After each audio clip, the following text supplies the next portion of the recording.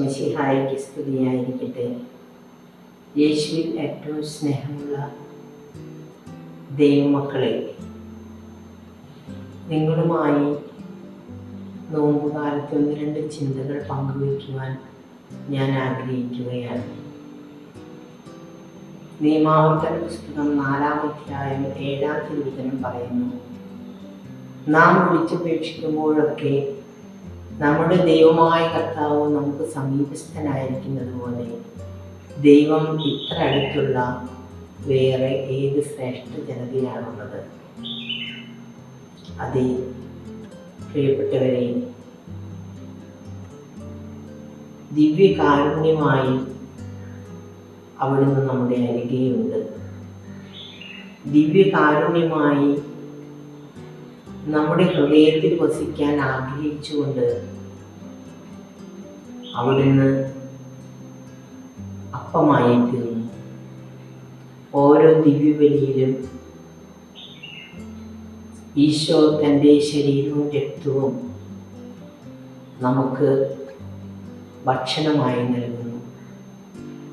നമ്മുടെ ഹൃദയത്തിൽ വസിച്ചുകൊണ്ട് ദിവ്യകാരുണ്യമായി നമ്മിൽ അലിഞ്ഞു ചേർന്നുകൊണ്ട് നമ്മെ ശക്തിപ്പെടുത്തുന്നു.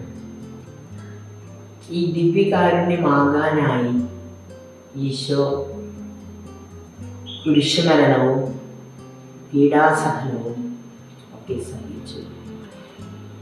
നമ്മെ ഓരോരുത്തരെയും പാപത്തിൻ്റെ ചേറ്റിൽ നിന്നും രക്ഷിക്കാനായി ഈശോ സ്വയം അർപ്പിച്ചതിൻ്റെ ഓർമ്മയാണ് ഓരോ ദിവ്യബലിയും.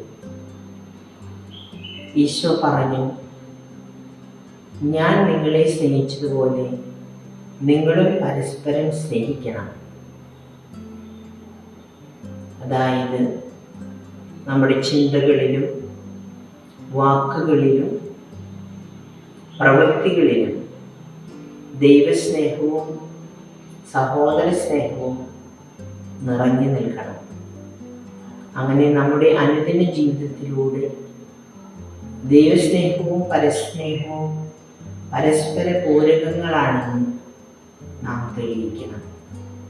നിശ്ചലമായ വെള്ളമുള്ള ഒരു കുളത്തിൽ ഒരു കല്ലിട്ടാൽ ആ കല്ല് കുളത്തിലേക്ക് ആഴ്ന്നിറങ്ങുന്നതിനോടൊപ്പം അതിൻ്റെ ഓളങ്ങൾ കുളത്തിന് ചുറ്റുമുണ്ടായിരിക്കും. അതുപോലെ സമൂഹത്തിൽ നാം ചെയ്യുന്ന ഓരോ സൽപ്രവൃത്തികളും അതിൻ്റെ ഓളങ്ങൾ മറ്റുള്ളവരിലേക്ക് പ്രസരിച്ചു കൊണ്ടിരിക്കും.